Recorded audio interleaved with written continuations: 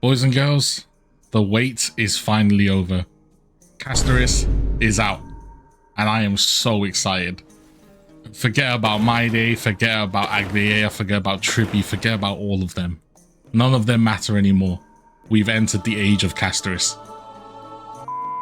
We have a good amount of resources to dip into. What we're going to try and get today is E2 for Castorice and then 1 copy of the Lightcone. That's the goal. So, without further ado, let's get into it. Let's do this.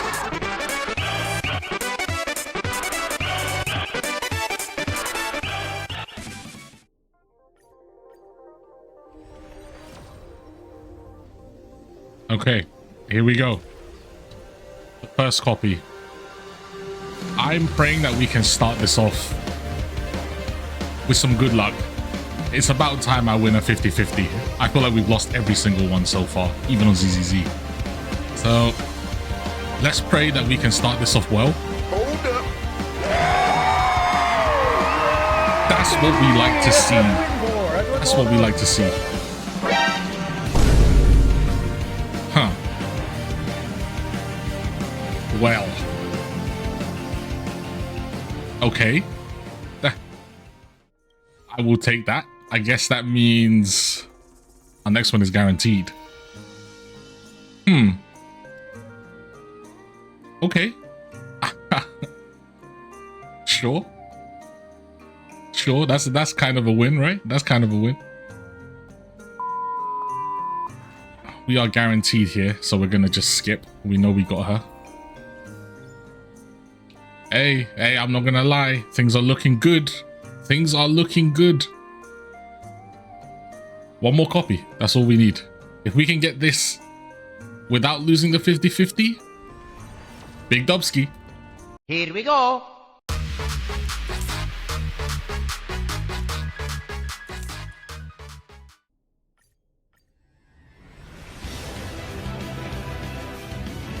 Okay.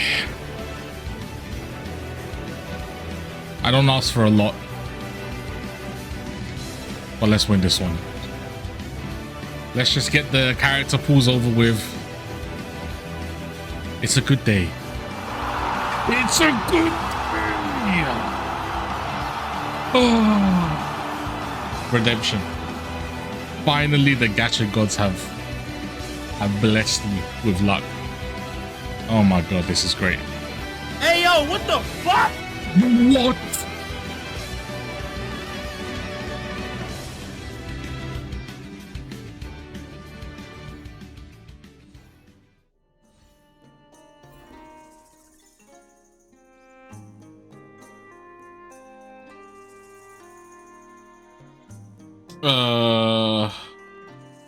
Okay.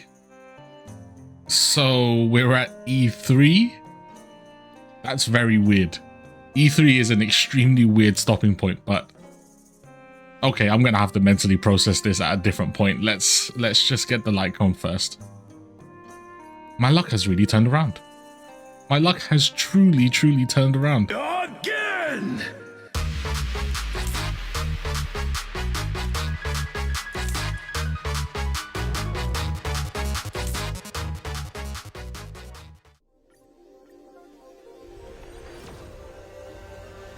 Okay. Okay. This should be an easy win. 75-25. I never lose these, right? No one ever loses these. Me especially.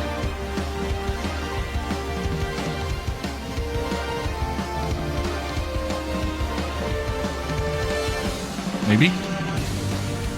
Let's fucking go. Oh my god, it's a good day. It's actually a good day. We did it. We literally ended up with 91 gems left. That was all our pulls. It was literally perfect. So we're in a very awkward situation where we're at E3. Is E4 worth going to? Probably not. But since I'm already here, is it worth going to E6? Ugh. I don't know if that's a good idea, if I'm being honest. But cool. So that's that. We need to build this character. Now, for the first time ever, I've technically pre-farmed quite well for this character already. And I'm extremely excited to show you guys my build. Because I genuinely believe I'm like top 0.1% Castorice. So stay tuned for that. I'll catch you when I've fully built her in a bit. Hey guys, it's post-production Yeti here. The video itself is fully edited and pretty much done. I joked in the video that since I got E3 with so few pulls, it might be kind of cool to try and get E6. Well, today, after doing the events and getting some free gems, I actually had quite a few pulls left. And I thought, I'll just pull, and if I lose the 50-50, I'll stop and just say I built Pity for the next banner, right? After about 100 pulls, I'll show you the screenshot of the tracker here. I was now at E5. I won both the 50-50s, and now I'm at a point where it would kind of be trolling to not pull for E6. So, we're going to fulfill the prophecy today and claim what is rightfully mine. My first ever E6 limited unit, Castorice. Let's do this. I'm nervous. I should have enough, but let's see if the luck continues. Let's go. We're about 35 in, I believe, at this point. That makes 45.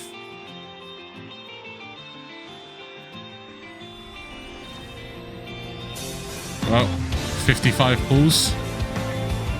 Is this it? Can I win the 6th or 7th 50-50 in a row? As you guys know, I'm never this lucky usually. So, oh my god, we did it. Oh my god, we did it. Holy shit. Oh my god.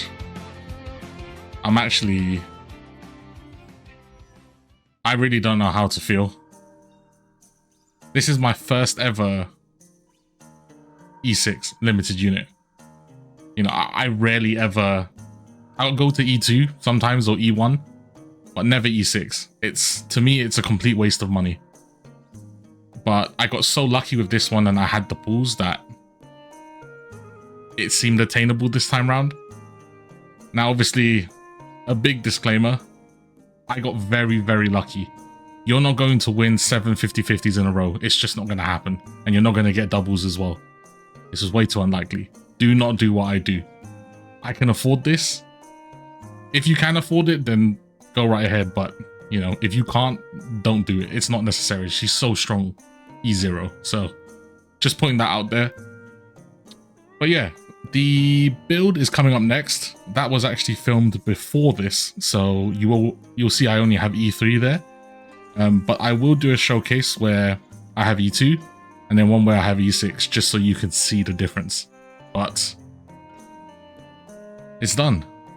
It's done. Castorice is my first E6. I'll catch you in the build. Ladies and gentlemen, I can finally say I have finished building Castorice. And I can say unequivocally, she is the best built character I've ever done. I've poured a sickening amount of resources into this character. More than anyone should ever pour into a single DPS unit. But I don't regret it. And without further ado, let me introduce you to my Castorice. Okay, let's get into the stats. So HP is going to be her main dump stat. Most other DPSs will scale off attack. HP is what she scales off. So 9.2 is on the higher range. The bare minimum I would say is around 7,000. You want to aim for anywhere from 8 to 8.5. Somewhere between there is a really good number. Any more than that is just cream on top, essentially. So don't be afraid to dump stats into HP. It's actually a very strong stat. Attack is useless, defense is whatever. Speed. This is huge. You want to stay below 95 speed. The primary reason is her relic set, which we'll talk about later, but by staying below 95% speed, you get 32% crit for free. Crit rate, that is. Speaking of crit rate, if you can do maths, you'll realize that with that 32% crit, I'm at 90% here. And when we factor in a character which you will always run her with, Remembrance MC, that's another 10%. So, with those two things in mind, this is a 100% crit. I'm 0.3 over, but that's where you want to be. It's actually quite easy to overcap on crit, so just bear this in mind. And lastly, the stat that everyone and she cares about the most is going to be crit damage. 234 is pretty insane. I think anything from 190 to around 220 is really good. Anything more, you're starting to get into like crazy territory. But yes, let's now talk about traces. So, obviously, you want to get all three of these passive traces. They're just great. You want to make sure you're picking all of these up, obviously. It's so much free damage here, you have to. In terms of priority, her Memo Sprite skill and the Memo Sprite talent are the most important thing. This is where the majority of your damage is, so these is #1 priority. From there, ultimate, talent, and skill, just max them all. Auto attack, you can leave whatever. I'll probably max it out at some point anyways, but that's the talents really. Okay, let's now talk about relic sets. Now, what options do you have? Realistically, I'd say the only option is Poet of Morning Collapse. It's purpose built for her, 10% quantum damage, and then the 32% crit that we mentioned earlier. It's just invaluable. Nothing is going to give you this much value. So it's really hard to beat this set. Some other options I would say would be Scholar and then running Longevous as well. That 12% max HP. But that's just significantly worse, and I mean, it's just not worth it if you're going to go for that. In terms of planar sets, again, there really is only one choice, and it's Bone Collection. You know, 12% max HP, and then a massive 28% crit damage as well. You just can't beat it, if I'm being honest. So, those are your options. Okay, now it's time to actually look at the relics. The headpiece. Now, this may look unassuming at first, but this is actually 4 rows into valuable stats. The only dead one being the attack. According to a lot of calculators, this is actually one of my best pieces, and I would agree. One thing to note is that HP and crit damage are of very similar value, especially once you start to get into the higher numbers. An extra roll of HP or an extra roll of crit damage are generally around the same value. Don't discount really high rolls on your HP. The hands. Now again, this is a really strong piece. Very similar where the only dead stat is speed. And this is actually one of those pieces that, according to calculators again, has a very high reroll potential. So in the future, when I do have some rerolls and some spare resources, I might chuck maybe 1 or 2 rerolls at this to see if I can just pump out a little more juice from this relic just because of how good it is.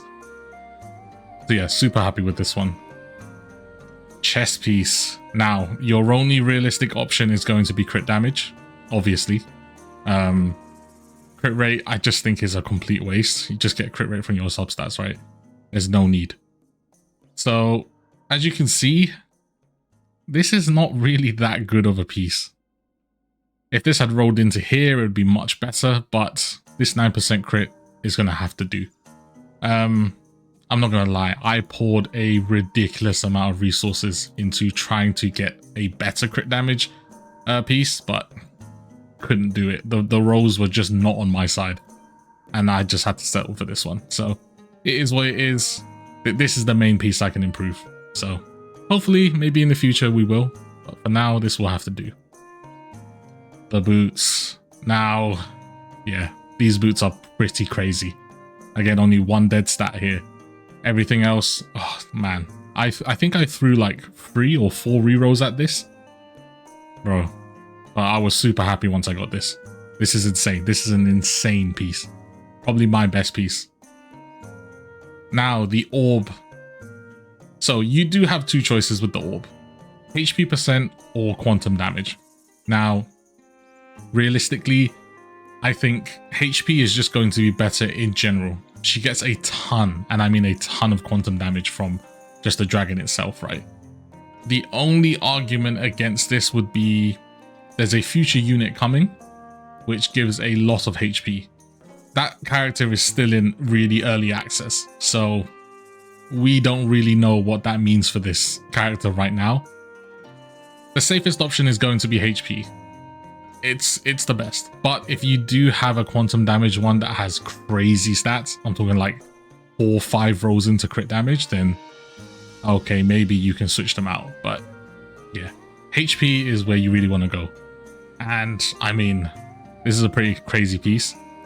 I don't need any crit rate, so this piece is perfect for me. 3 rolls into crit damage, really good roll as well. I really can't complain. And then lastly, it's going to be HP again. There's nothing else here that really matters. It's just going to be HP. And again, this is a crazy piece. No wasted rolls. It is what it is. You know, what can I say? I got really, really lucky with these, but at the same time, I poured in way more resources than anyone should. I'm talking like rerolls. I'm talking like generating pieces and stuff like that. Don't do this. You don't need this for like this character. She's already so strong. Okay, let's talk about Lightcones and eidolons quickly. So her Lightcone is pretty crazy. 30% increased max HP, and then Death Ignore. Like, this is a crazy Lightcone. So I would highly recommend picking it up. In terms of eidolons, now if you watch the pools, you'll see why I'm at E3. Very awkward position to be in, I know. If I had a choice, I would stop at E2. That was my goal, but I got an extra copy by accident. It is what it is. E1, a nice damage boost. You can't really complain. E2 is where things get a little crazy. The damage increase is actually quite insane, and a very good place to stop if you're someone who's willing to spend. E4 is kind of whatever. It doesn't really even matter at all. E6, however, as you would imagine, being a character who is so strong, is ridiculous. Like, this might be the most powerful E6 in the game at the moment, and it's not even close. Okay, let's talk about team compositions. Now, it's no secret, Tribby is her best support, and it's not even close. She gives her HP, she gives her really rare stats like res penetration and stuff like that, and then also, she attacks so frequently, she's able to trigger a lot of healing from the healer that we'll talk about very frequently, further charging up Castorice. So the only other realistic option if you do not own Tribby would be Mydei. And with the free, potentially free, E1 that you're going to get this patch, she's actually pretty good. She's a decent alternative. But realistically, Tribby is going to be her best. Now, let's talk about healer, the healer slot. You only really have 2 options. You have Gallagher and you have Locha. I'm not going to lie, I wouldn't waste the free character that you get this patch on Locha. I'll just get the Mydei instead. I think she just has more value. Just use Gallagher. He is perfectly serviceable. His ultimate provides so much healing because of Tribby and any of the follow-up attacks and stuff like that, that it's just really good. They synergize really well. So just use Gallagher, at least for now.